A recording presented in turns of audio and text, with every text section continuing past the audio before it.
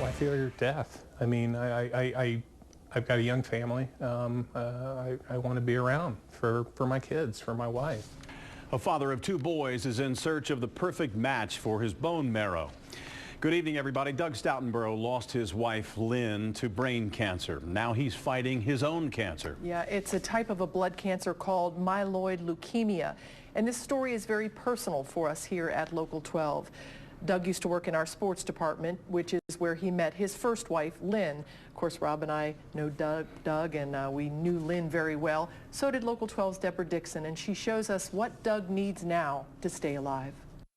First, let's go back in time, early 90s, Channel 12. Sports producer Doug Stoutenborough and his boss, Lynne Keiser, win Emmys together and start a life together. But by 1999, Lynne was dead from brain cancer, and Doug left Channel 12. You know, after going through everything with Lynne, you think, okay, I've done my time.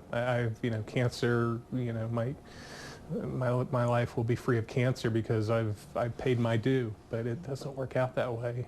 After Doug married wife Deanna, they seem to have it all. Both are vice presidents at banks. They have 2 sons. One of them asked Doug if he was going to die.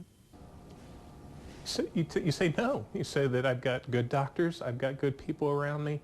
We're going to find a donor to save my life.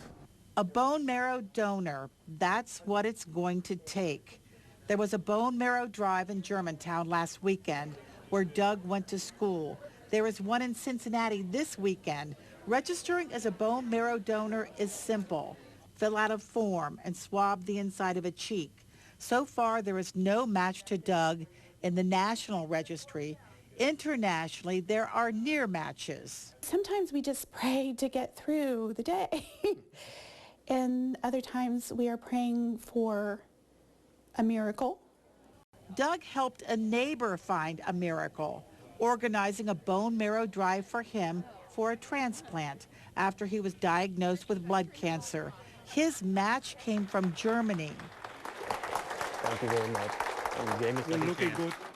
A second chance. Perhaps it's with someone who hasn't registered yet. Someone who has not yet been tested and who hasn't been identified as a potential donor, and give them that opportunity to participate in a miracle.